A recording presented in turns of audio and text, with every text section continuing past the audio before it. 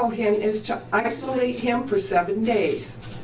On the 7th day, the Kohen is to examine him again, and if the sore appears the same as before and has not spread on the skin, then the Kohen is to isolate him for 7 more days. On the 7th day, the Kohen is to examine him again, and if the sore has faded and hasn't spread on the skin, then the Kohen is to declare him clean. It is only a scab. So he is to wash his clothes and be clean. But if the scab spreads further on the skin after he has been examined by the Kohen and declared clean, he is to let himself be examined yet again by the Kohen. The Kohen will examine him, and if he sees that the scab has spread on his skin, then the Kohen will declare him unclean. It is zeratz. If a person has zeratz, he is to be brought to the Kohen.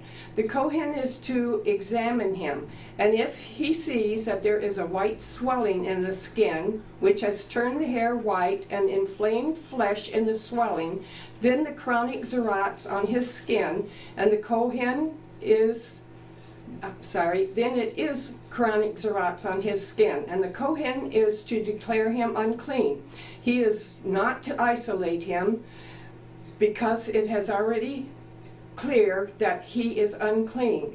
If the zeratz breaks out all over the skin so that as far as a Kohen can see, the person with zeratz has sores everywhere on his body, from his head to his feet, then the Kohen is to examine him. And if he sees that the zeratz has covered his entire body, he is to pronounce the person with the sores clean. It has all turned white and he is clean. But if one day inflamed flesh appears on him, he will be unclean. The Kohen will examine the inflamed flesh and declare him unclean.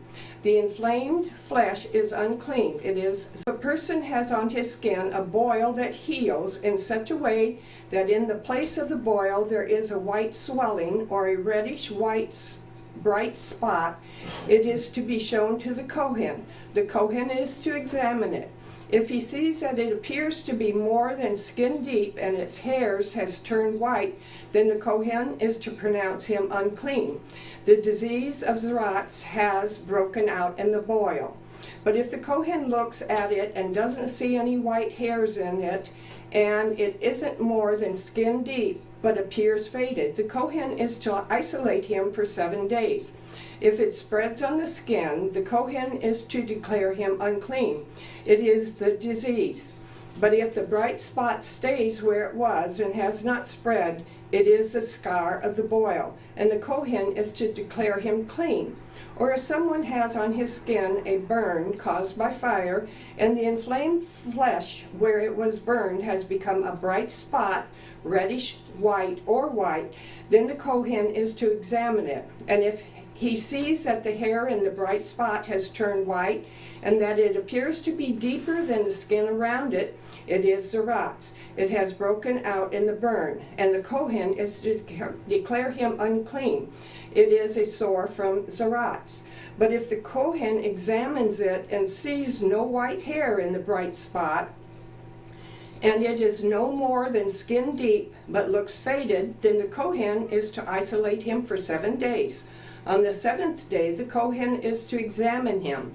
If it has spread on the skin, then the Kohen is to declare him unclean.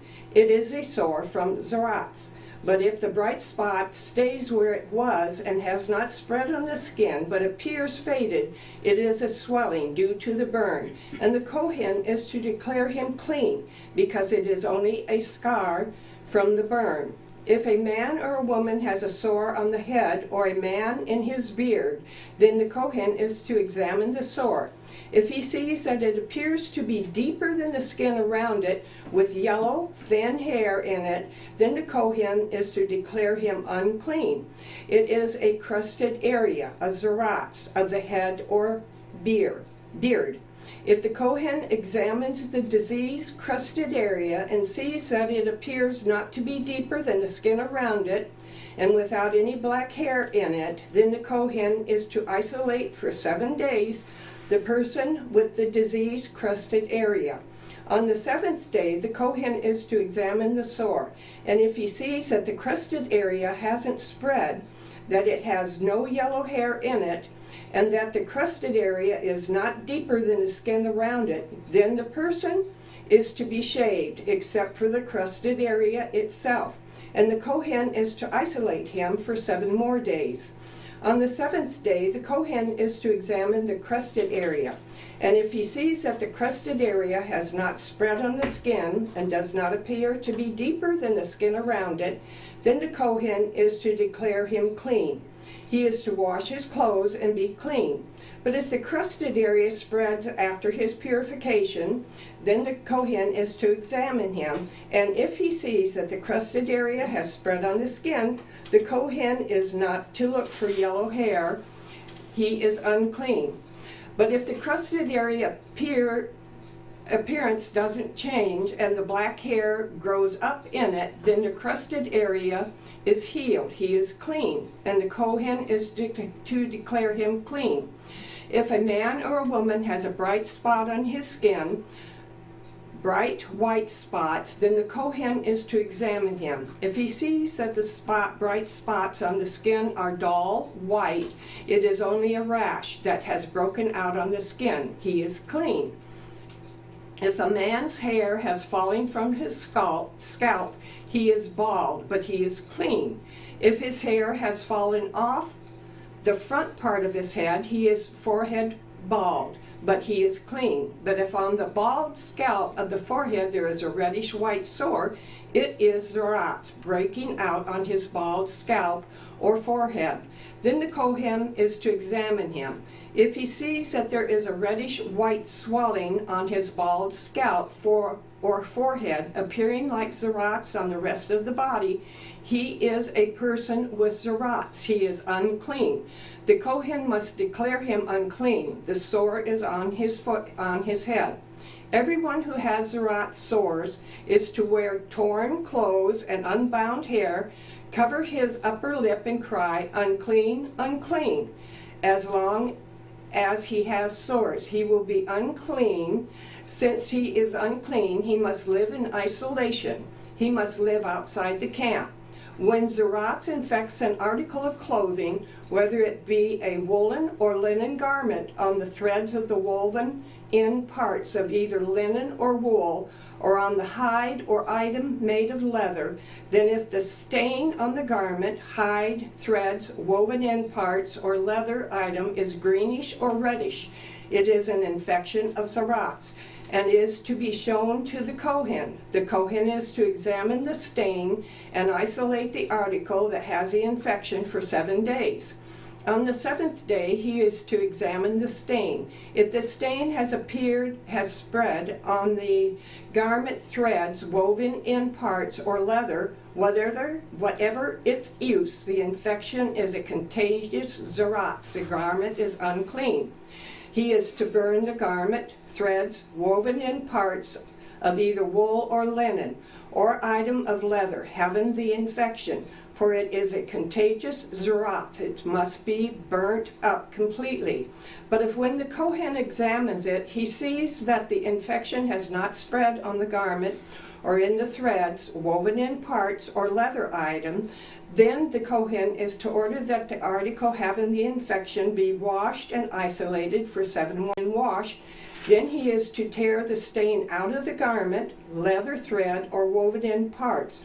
If it appears again in the garment, threads, woven in parts, or leather item, it is contagious, and you are to burn up completely the article that had the stain.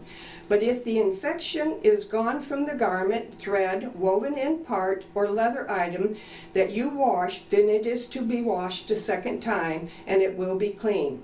This is the law concerning infections of zarat in a garment of wool or linen, or in the threads or woven parts, or in any leather item, when to declare it clean and when to declare it unclean. Parsha 28, starting at Leviticus 14, verse 1. Adonai said to Moshe, "This is to be the law concerning the person afflicted with zerots on the day of his purification. He is to be brought to the Kohen, and the Kohen is to go outside the camp and examine him there. If he sees that the zerot sores have been healed in the afflicted person, then the Kohen will order that 2 living clean birds be taken for the one to be purified, along with cedar wood, scarlet yarn, and hyssop leaves. The Kohen is to order one of the birds slaughtered in a clay pot over running water. As for the live bird, he is to take it with the cedar wood, scarlet yarn, and hyssop, and dip them in the living bird in the blood of the bird slaughtered over running water, and sprinkle the person to be purified from zerot 7 times. Next, he is to set the live bird free in an open field. He who is to be purified must wash his clothes, shave off all his hair, and bathe himself in water.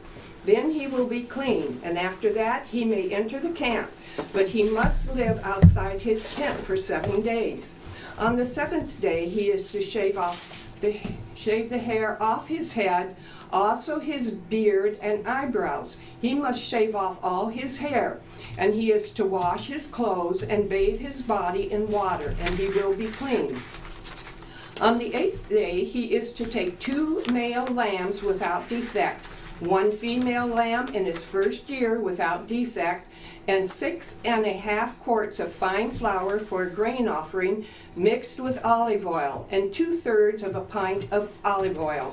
The Kohen purifying him is to place the person being purified with these items before Adonai at the entrance to the tent of meeting.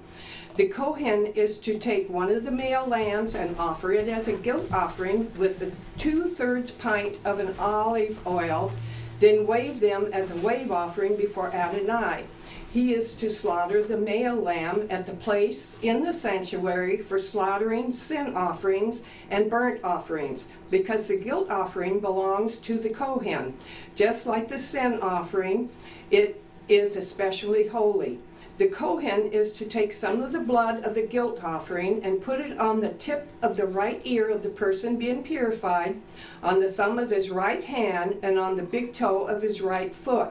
Next, the Kohen is to take some of the 2/3 pint of olive oil, and pour it into the palm of his own left hand. Dip his right finger in the oil that is in his left hand, and sprinkle from the oil with his finger 7 times before Adonai.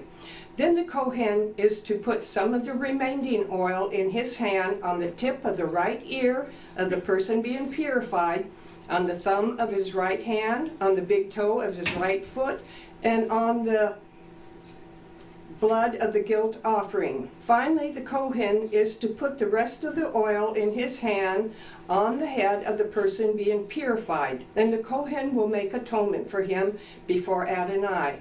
The Kohen is to offer the sin offering and make atonement for the person being purified because of his uncleanness. Afterwards, he is to slaughter the burnt offering. The Kohen is to offer the burnt offering and the grain offering on the altar. Thus the Kohen will make atonement for him, and he will be clean. If he is poor so that he can't afford to do otherwise, he is to take 1 male lamb as a guilt offering to be waved and to make atonement for him.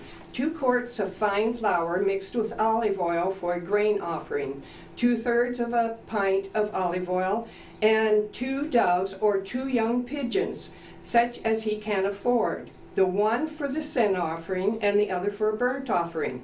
On the 8th day he will bring them to the Kohen for his purification to the entrance of the tent of meeting before Adonai. The Kohen is to take the lamb of the guilt offering and the 2/3 of a pint of olive oil and wave them as a wave offering before Adonai. He is to slaughter the lamb of the guilt offering. The Kohen is to take some of the blood of the guilt offering and put it on the tip of the right ear of the person being purified, on the thumb of his right hand, and on the big toe of his right foot.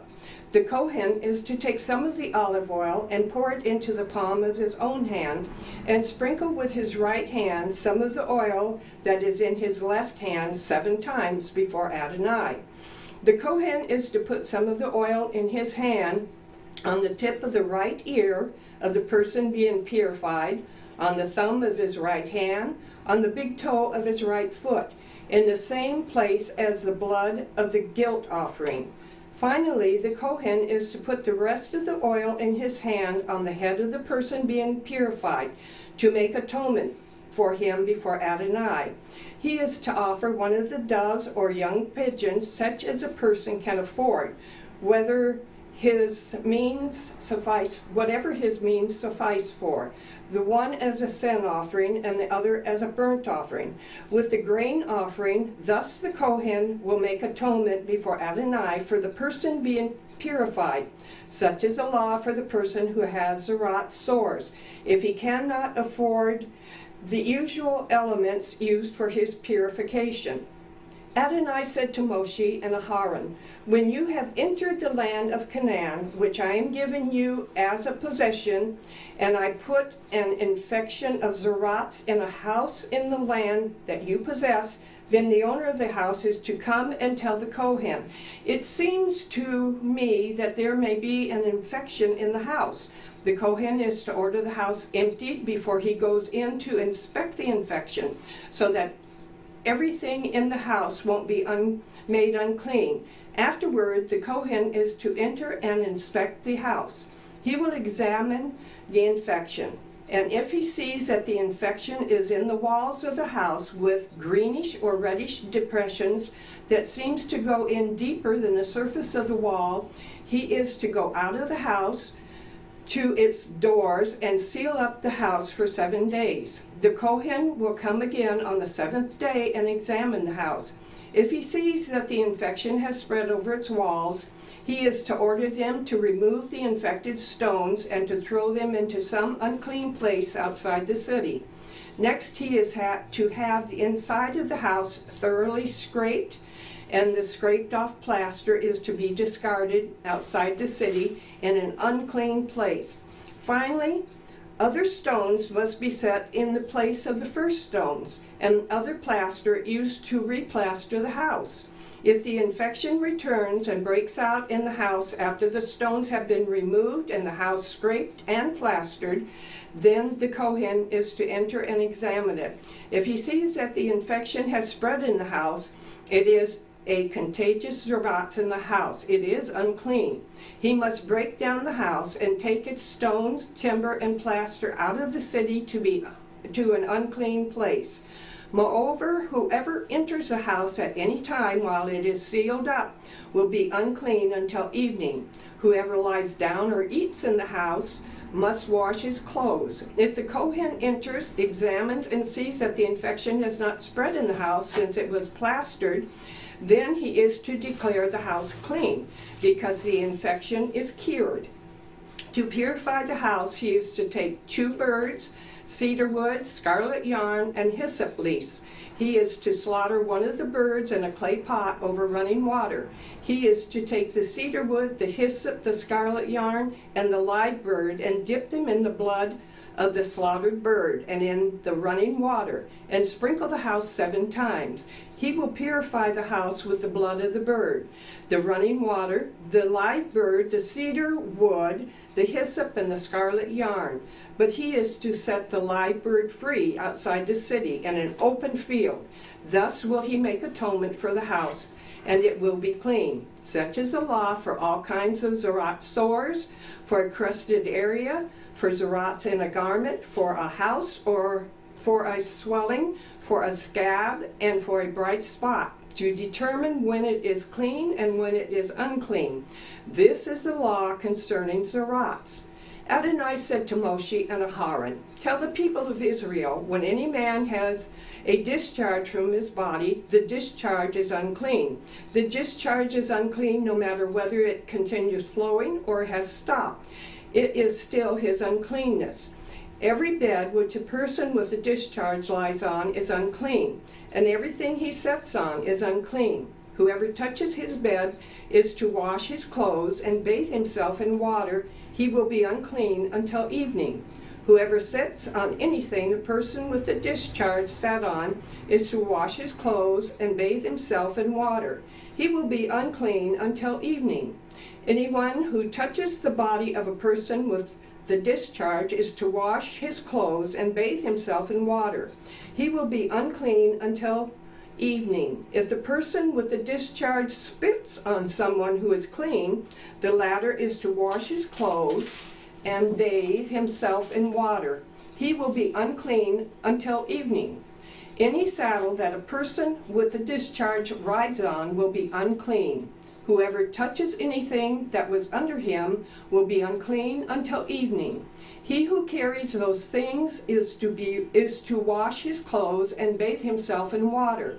He will be unclean until evening. If the person with the discharge fails to rinse his hands in water before touching someone, that person is to wash his clothes and bathe himself in water. He will be unclean until evening. If the person with the discharge touches a clay pot, it must be broken. If he touches a wooden utensil, it must be rinsed in water.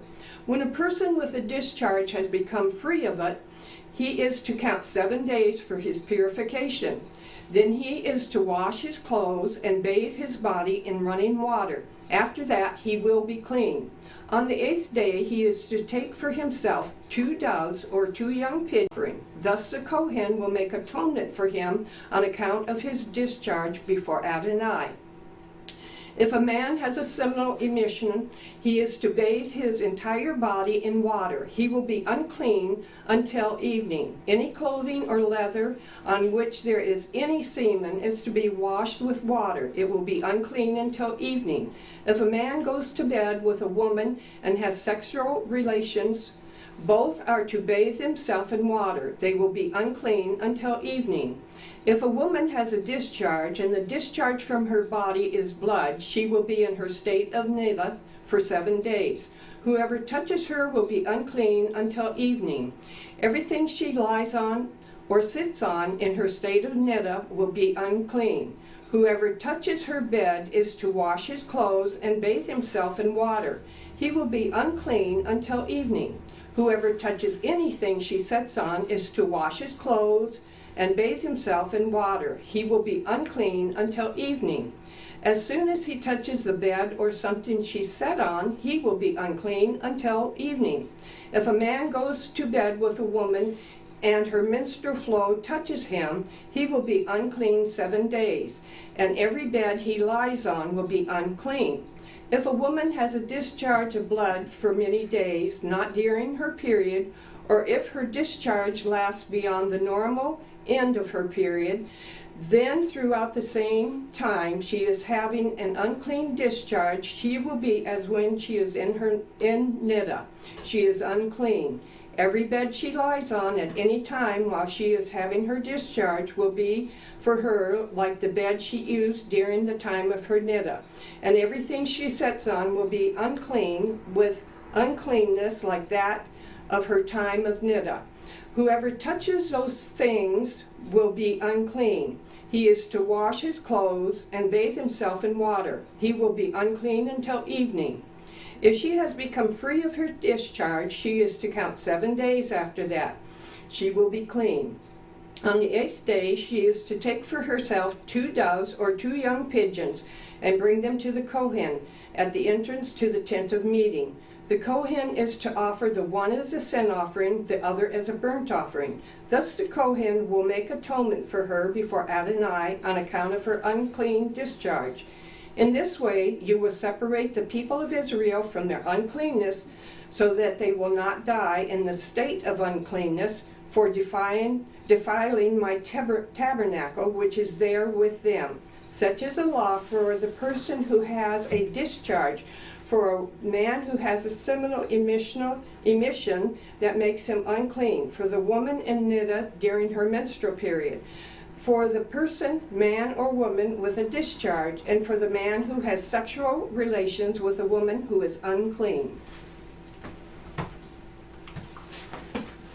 Baruch atah Adonai, Eloheinu melech haolam, asher natan lanu Torah emet, v'chaya olam nata b'tukenu.